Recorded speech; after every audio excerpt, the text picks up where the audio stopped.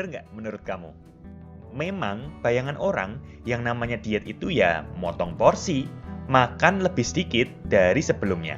Pokoknya eat less kalau bahasa Inggrisnya, kurangi makan. Kalau berat badannya nggak turun, kurangi lagi. Benarkah ini cara yang tepat untuk memulai diet? Nah, kali ini aku mau bercerita soal ilustrasi dua perempuan yang lagi sama-sama mau diet. Cewek pertama namanya Ayu, dan cewek kedua namanya Desi.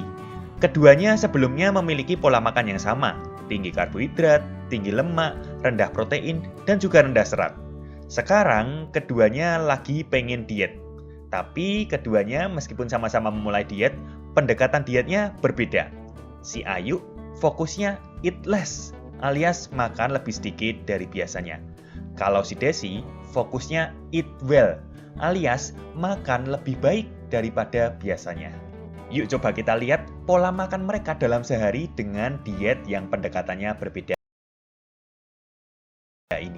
Aku mau kasih contoh mulai dari makanan mereka sebelum diet dibandingkan dengan makanan mereka setelah diet. Keduanya saat sarapan, dulu sebelum diet, sama-sama makannya 2 helai roti dan juga selai stroberi. Totalnya kalau sarapan itu dikira-kira ya 400 kalori lah, sekitar 200 kalori dari rotinya dan 200 kalori dari selainya. Setelah melakukan diet, sarapan si Ayu ganti nih. Karena prinsipnya eat less, si Ayu mengurangi 1 helai roti. Jadinya cuma makan 1 helai roti plus dengan selai stroberi yang sama. Kalau si Desi, karena fokusnya eat well, dia memang tetap mengurangi 1 roti. Tapi rotinya diganti roti gandum, terus kemudian ditambahin apel. Nah, selainya dihilangin itu. Dikasih sekarang isiannya jadi omelet sayur. Pakai 1 telur utuh dan 2 telur putihnya aja. Ternyata setelah ditotal-total, kedua makanan si Ayu dan si Desi ini sama-sama totalnya 300 kalori. Terus sekarang coba kita lihat makan siangnya ya. Dulu sebelum diet, mereka sukanya makan nasi padang. Banyak kuahnya, nasinya banyak, gorengannya banyak, sayurnya sedikit. Biasanya kalau dikira-kira, makan siangnya mereka itu sekitar 700-an kalori. Lalu, si Ayu merubah pola makannya dengan prinsip eat less. Nasinya dikurangin banyak gitu ya. Jadi makannya nasi dikit aja, terus sisanya sama aja. Kalau si Desi beda, karena prinsipnya eat well, dia ngurangin nasi tapi dikit aja. Tapi habis itu kuahnya juga dikurangin. Sayurnya ditambah banyak. Terus lauknya daripada gorengan, si Desi memilih dada ayam. Desi bawa buah juga itu berupa pisang kecil untuk menambah asupan seratnya. Ternyata setelah ditotal, versi nasi padangnya mereka yang baru sama-sama 550 kalori. Sekarang kita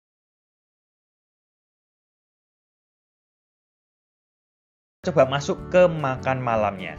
Mereka biasanya kalau makan malam gitu ya, itu mie rebus. Nah, biasanya mie rebusnya itu 1 porsi dikasih telur ceplok, plus es susu coklat. Totalnya makan malamnya mereka sebelum diet itu 650 kalori. Lalu setelah diet, si Ayu yang prinsipnya eat less, sekarang ngurangin telurnya. Nggak pakai telur aja deh, ngirit kalori. Kalau si Desi, malah telurnya ditambah lagi 2 putih telur. Jadi telurnya tambah banyak, proteinnya tambah banyak. Cuman telurnya nggak diceplok, tapi dicampur aja untuk mengurangi pemakaian minyak. Terus dicampur lagi sayuran agak banyak, dan minumannya nggak es coklat, tapi diganti air putih untuk ngurangin kalori dari minuman. Ternyata, makan malamnya sama-sama setelah diet menjadi cuma 550 kalori. Terus berlanjut nih, mereka juga biasanya suka mengkonsumsi snack. Sebelum diet, snack mereka itu biasanya keripik kentang dan juga kopi susu gula aren. Total snackingnya aja 350 kalori sekali nyemil. Setelah diet, si Ayu sekarang skip keripiknya, nggak makan keripik, cuma minum kopi susu gula aren aja. Berbeda dengan si Ayu yang prinsipnya eat less, Dewi yang prinsipnya eat well, sekarang snacknya diganti soy joy yang tinggi protein dan serat. Lalu dia tetap minum kopi, cuman gulanya diganti stevia supaya 0 kalorinya dan susunya pakai susu skim sekarang supaya lemaknya lebih sedikit.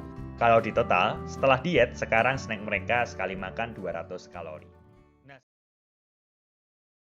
sekarang coba kita evaluasi keseluruhannya ya. Kalau dikumpulin semua makanannya, keduanya sama-sama memang berkurang kalorinya. dari sebelumnya makan surplus di 2100 kalori, kalau di total pola makannya sebelum diet gitu ya, berubah jadi defisit di 1600 kalori, alias mereka bisa sama-sama defisit. Tapi, meskipun sama kalorinya, ternyata porsi dan jumlah makanannya berbeda jauh loh.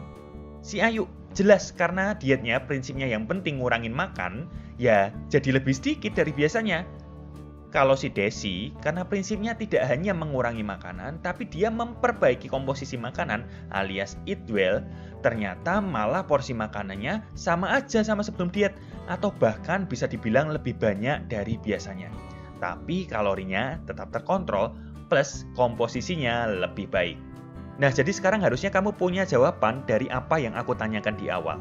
Apakah memulai diet harus langsung memotong porsi? Belum tentu. Jika kamu belum menerapkan beberapa hal berikut ini, fokuslah dulu mengeksekusinya sebelum langsung memulai potong porsi. Karena kalau kamu tidak mengeksekusi beberapa hal yang aku sebutkan ini, dan kamu langsung asal potong porsi aja, bisa jadi nanti kamu dietnya defisiensi zat gizi tertentu, alias kekurangan zat gizi tertentu. Nah, yang pertama saranku, fokuslah ke whole foods. Rendah pemrosesan untuk 80% dari makananmu. Ini aku ulang-ulang terus. Whole foods artinya makanan yang semakin dekat dengan bentuk aslinya. Lalu yang kedua, udah aku ingetin terus juga, ubah komposisi makananmu agar lebih tinggi protein dan lebih tinggi serat dari sebelumnya.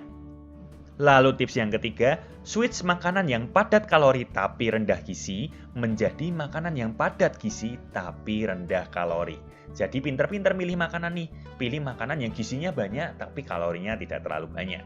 Jangan sampai kebalik, makanannya tinggi kalori semua tapi zat gizinya rendah. Dan yang terakhir, usahakan untuk mengkonsumsi minimal 2 porsi buah dan 3 porsi sayur setiap hari. Ini anjuran minimal dari gizi seimbang ya untuk orang di Indonesia, supaya asupan serat dan juga mikronutrienmu itu tercukupi.